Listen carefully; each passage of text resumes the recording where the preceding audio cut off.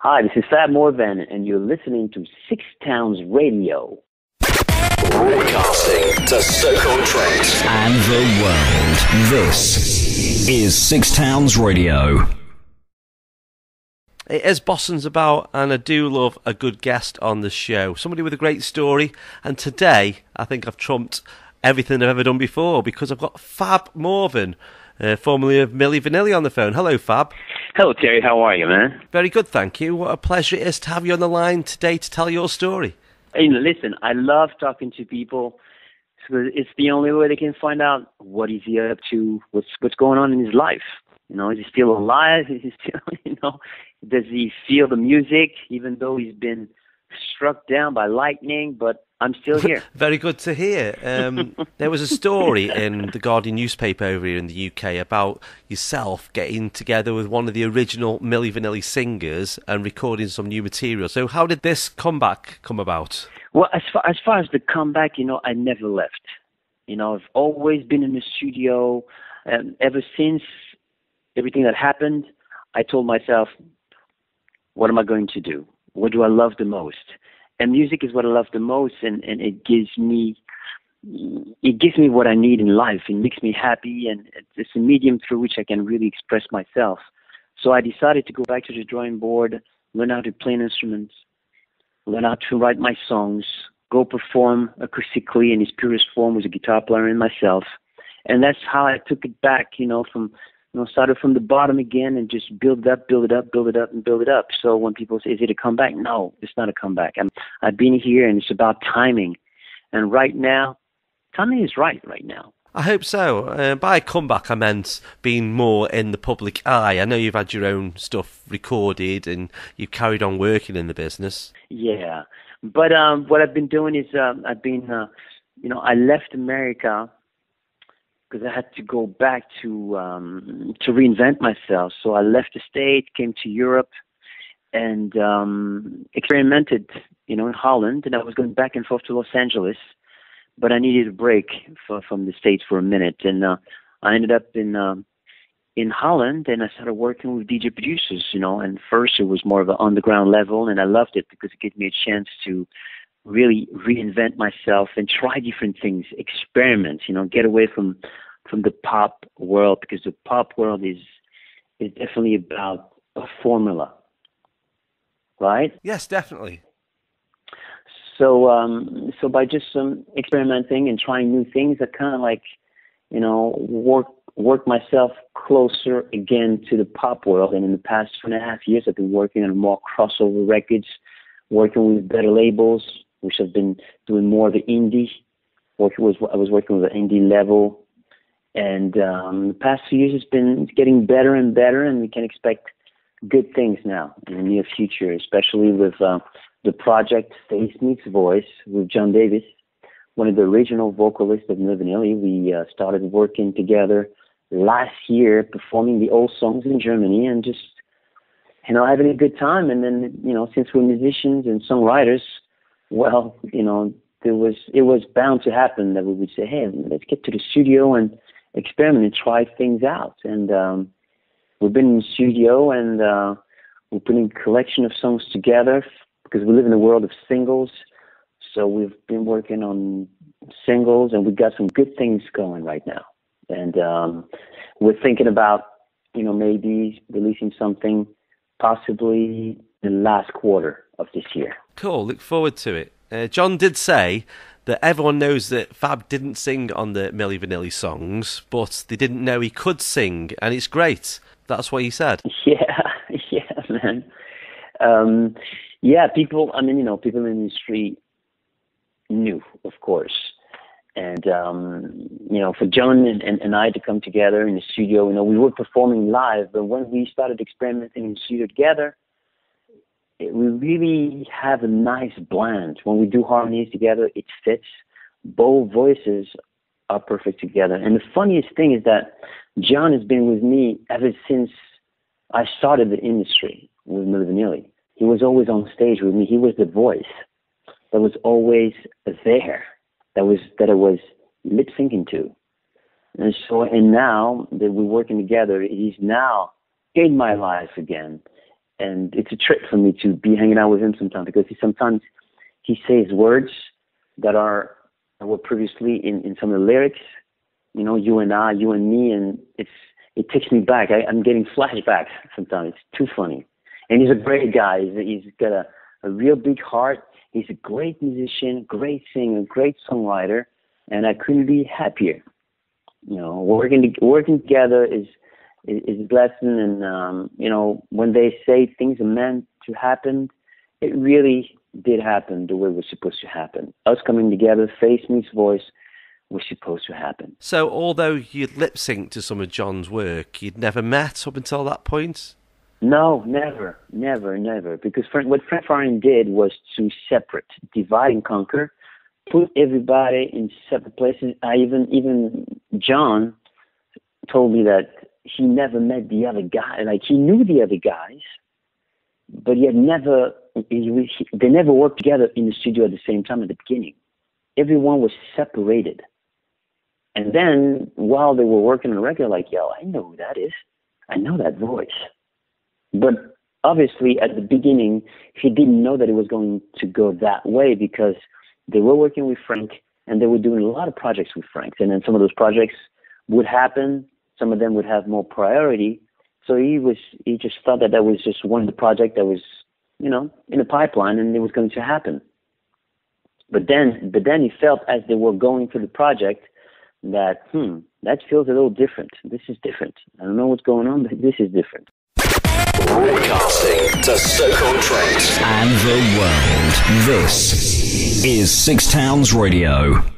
So as Bosson's about chatting to Fab Morvan, formerly of Milli Vanilli, I asked him about what it was like when he first signed with Frank Farian. So when you signed up with Frank, you knew what you were in for, didn't you? You knew that you were going to be lip syncing to other people's songs. No. When I signed with Frank, we had no idea that it was going to go down like that. I got to make that very clear. We had no idea. First of all, in our minds, when we met Frank Farian and saw all those gold records on the wall, we thought, we got one of the biggest producers at the time, who was doing Boney M. Now we're in the studio with him. We're definitely going to get down. We're going to be recording. That's what, if a producer comes to you and they had heard of us performing in Munich with a band, so when they came to us, obviously, we thought that they came to us because someone had seen us perform, and that's how Frank got to us. They saw us perform on stage. So it was no question that, okay, we're going to sing in the studio.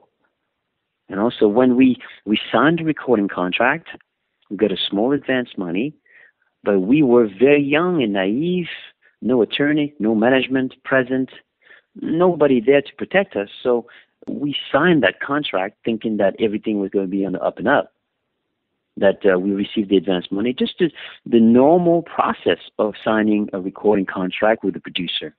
You sign your contract, well, there was no attorney with no management, but you sign your contract, you get your money, and eventually, you get back to the studio, and then we get started. But we never got started. So then you receive a little bit of money every month, then we owe him more money every month. And then it was time for us to sing on the record when he told us, hey, we have to, it was a lame excuse, like, hey, we got to go do this right now. We have no time to record. No, that was the trap that he was setting. The trap was set, and it was the final stages of his plan was coming in effect. So when it was time for us to record, he told us, no, it's not going to happen. We have to do it this way. Just do this right now, and then and we thought it was, when we signed this contract, it was just for one single. We never really read the contract. That was a contract for 3 albums. The only thing in our mind was like, we're going to get some advance money. We're going to be able to eat, get our hair done again, look good. We were young kids, that didn't think, you don't think about consequences. Signing a contract had no meaning. It's like, okay, the meaning is we get money. That's all. That's all we saw. So when it was time, when we came to that point, that pivotal point where we were against the wall, it was like, either you pay me my money back or you work. we thought, okay, well, we're going to work and we get out of it. No, when we thought we were working for him and we were going to get out of it, we got deeper into it. That was the beginning, but no one knew that it would become so successful. Once you taste that lifestyle, well, it's all she wrote. Once you taste the lifestyle, you're hungry, you dial a few numbers, the food comes up. Your room can get messed up. You come back a few hours later, it's clean. You have no problem to get into any clubs. You're not on the list, but everyone knows who you are. You get in the club. The ladies part, of course, you're a young man, you want to have a good time. You're on the road. That's not a problem. That was a problem. Then you even have more choices. Yeah, I can imagine. You can go shopping. Yeah, you get sucked into this lifestyle, and then we thought in our minds, well, we're going to be able to sing on the second single. Of course not. But in our minds, we thought, yeah, we're going to do this because we never saw it coming. Wow, it became successful. So we thought, okay, we got to talk to him. We really have to talk to him about, hey, how we're going to do this. But we didn't. We were new to the business. We didn't understand. We knew, okay, there's a single that happens, and then if it's successful, then something happens, obviously. But we didn't realize that, you were signed. That's it. Lock, stock, and barrel. We walk into the trap not understanding it because we were too naive. Well, it's great to hear your side of the story and that you can finally clear it up for our listeners, at least. Yeah, well, I've tried, in every interview that I do, I try to clear it up. And sometimes it's very difficult because you only have 2 minutes. You have 5 minutes here, and, it's never have the time to. So I will write a book all in time. It's all about timing. That's why I've been taking my time. And, the turtle always finishes the race. Yes, he does. Always. You were part of a hit machine that had worldwide hits, and you just rode on it until the point where you had to become public. The story had to be put out there, and Frank had tried to keep people quiet, but 25 years ago, it all come to a head. And the world is so much different today. Look, we have social media now. If we have had social media back then, it would have been a whole different game. Between reality shows and social media, the world is so different. If you want to be heard, you're going to be heard. Back then, there was just a few media outlets through which you had to go through. And the labels were in control of that. So if you were not a powerful person, well, you couldn't really work your way in there and try to be heard. You had to be brought in by someone that you were paying, a PR or something. Now you're your own PR. You can do it all yourself via social media, via YouTube as well. But what I'm saying is, it was all on your back. Oh, that's what happened in the end. In the end, they blamed everything on Rob and Fab, which is ludicrous because there was a real company, there was a real staff, there was a business plan, there was everything that was a real company behind us. So when people are thinking that we put it all together, it's a joke. Without Frank Farian and his team and his studios and his money, none of it would have been possible. We were just part of a plan. That's what happened. But of course, we were the front guys. So yeah, the attention was on us. Frank was the producer, and through the years, the music industry has changed. Now producers really have a face. Back then, someone like Quincy Jones was a producer that we knew by name. Nowadays, if you compare periods and eras, now you know so many producers by name. They're as famous as the artists they're producing now. You see? That's how things were done. But like I said, it's never too late. It all comes down to, do you have the right song? And you have to have the right machine behind you. That hasn't changed. It's the same thing. People can say, oh, some independent, how powerful, but if you look at how things have been developing, a lot of independent, which became very successful, are now part of majors. distributed by majors. They still have their own identity, but the machine and distribution is handled by major labels. I mean, there's different situations and scenarios, but I see that a lot happening. Social media is really important now to music. Exactly. But if you wanna have access to different markets all at the same time, well, you got to go with the big boys. That's the way to do it. You know, I mean, there's a slower route and there's a quicker route. I love how you managed to stay positive, no regrets at all. Listen, man, I can't live in the past and be bitter. You understand what I'm saying? I leave that to others. I'm in the now. I'm focusing in the now. And if I could share everything that I have going on, you know, then you'll understand. You know, I didn't come to this point. You know, it wasn't an easy ride. You know, going back the mountain was not easy at all. It took a long time. It took a lot of strength and effort. But struggle will shape you. You can never judge a man on his way up because everything is beautiful, everything's happening. You judge a man on his way when he comes back up because everything that goes up comes down. It's just the way it is. You know, and you have to be strong enough to stand up and continue and follow your dreams. My dream was always to become a singer-songwriter. Music is my life, and I've never stopped, and I still manage to do what I need to do. It's maintaining that focus. Yeah. That press conference 25 years ago when you had to hand the Grammy back has just been one of the biggest stories in musical history, and to see you bounce back and still record music after all that, I remember watching you thinking, how are they going to move on from this? It's just been a credit to you. You know, I love music and I love what it does to people because that's what it did to me when I was a youngster. But when Bob Marley came into my life, it was like, you know, the sleeper had been awakened.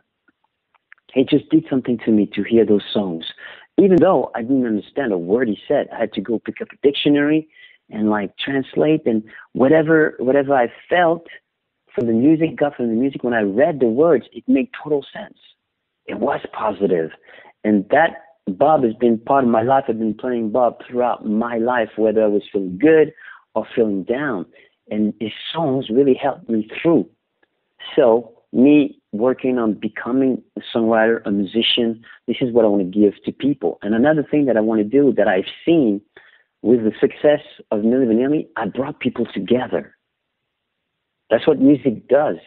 And if I can do that as a human being and have my voice being heard, because when you're young, you're figuring yourself out. That's why you make the mistakes that you make. And I've made my mistakes in front of the world. Lucky me, I'm still here and I understand and I have a better overview and understanding of the world. And the kids need help. The world needs help. And I want to be part of that positive team. That's my thing. And I want to do it through music. That's it. What a great story. And we will be playing the new music. As soon as you send it over, Fab, we'll be excited to be one of the radio stations sharing that with the world. But thank you very much for coming on today and having a chat. Thank you very much, man. I appreciate the support too. Thanks, man. Cheers. You be good. Bye-bye.